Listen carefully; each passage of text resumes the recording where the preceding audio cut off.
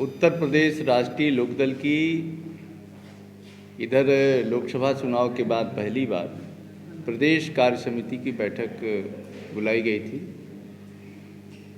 और इस बैठक में हम लोगों ने एनडीए सरकार के द्वारा जो विकास के कार्य प्रारंभ किए गए हैं, 5 ट्रिलियन अर्थव्यवस्था के तरफ ले जाने के लिए जो केंद्र सरकार ने पहल किया है और प्रदेश सरकार ने जो विकास के मानक तय किया है, जो यहाँ स्टेट हाईवे बन रहा है और गाँव को जोड़ने के लिए किसानों के उपज का जो लाभकारी मूल्य मिले और प्रधानमंत्री ने जो एमएसपी का पर जो है किसानों के अन्न उत्पादन का जो मूल्य बढ़ाया है, इसके लिए हम लोगों ने एक प्रस्ताव पास करके केंद्र सरकार को धन्यवाद दिया है, उन्हें बधाई दिया है। क्योंकि राष्ट्रीय लोकदल किसानों की पार्टी है और जब किसानों के लिए कोई सरकार कदम उठाती है तो लोकदल निश्चित रूप से आभार प्रकट करता है, उसकी प्रशंसा करता है।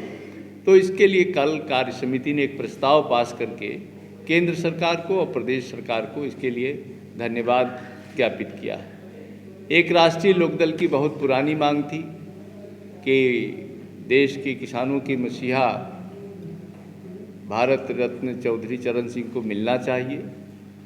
लंबे समय से ये मांग अटकी हुई थी, अधूरी थी।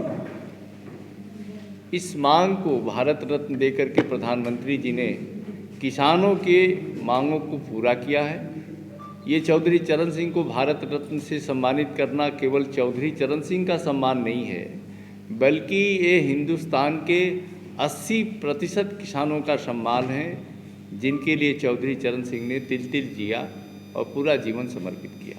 उनके तरफ से हम सभी लोगों ने कल प्रदेश कार्य समिति में एक धन्यवाद और प्रस्ताव पास किया है केंद्र सरकार को और प्रधानमंत्री को। तीसरा एक काम कल कार्य समिति ने ये किया कि हम एनडीए के पार्ट हैं और 2027 का चुनाव अब बिल्कुल नज़दीक आ रहा है। तो उत्तर प्रदेश में जिस तरह से उपचुनाव के परिणाम को पॉजिटिव लाने में आरएलडी के कार्यकर्ताओं ने जी जान कर मेहनत किया, हर विधानसभा में मेहनत किया। मैं खुद सभी 9 उपचुनाव क्षेत्रों में पहले गया। प्रदेश सरकार योगी आदित्यनाथ मुख्यमंत्री के समर्थन में प्रदेश की जनता है, उन पर पूरा भरोसा है और प्रदेश की जनता को इसके लिए बधाई दी गई है। इस कार्य समिति की बैठक में हम लोगों ने अपने पार्टी के संगठन को विस्तार देने के लिए फैसले किए। कई महत्वपूर्ण कदम उठाए गए हैं। उसमें एक तो है कि सभी जिलों के प्रभारी तय कर दिए गए हैं। वो सूची 2-3 दिन के अंदर जारी हो जाएगी। 31 दिसंबर तक हम सारे प्रकोष्ठों की कमेटियों का गठन करने जा रहे हैं, उसका कंप्लीट गठन हो जाए और 31 मार्च तक हर विधानसभा में, हर महानगर में, हर जिले का सम्मेलन करने जा रहे हैं। जिला पंचायत क्षेत्रों के अभी निकट चुनाव आने वाले हैं। हम अपनी पार्टी को नए सिरे से हर पंचायत क्षेत्र में अभी से संयोजक तय करके और पंचायत लेवल पर अपने संगठन को मजबूत करने का कार्य प्रारंभ करने जा रहे हैं। ये कल हमारी कार्य समिति की बैठक में ये फैसला किया गया है। हम 1 जून 2025 तक जो है ट्रेनिंग कैंप लगा करके पूरे प्रदेश में अपने कार्यकर्ताओं को प्रशिक्षित करने का कार्य करेंगे और इसके लिए व्यापक स्तर पर हमारी तैयारी प्रारंभ हुई है।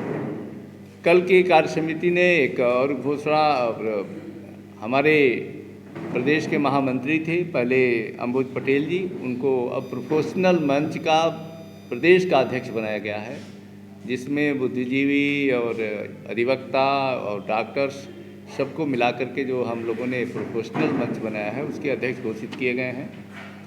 ये मेरे तरफ से आज प्रेस को बताने के लिए था। देश विदेश की ताज़ा खबर पाने के लिए हमारे चैनल NTV निष्पक्ष को सब्सक्राइब करें व बेल आइकन दबाना ना भूलें।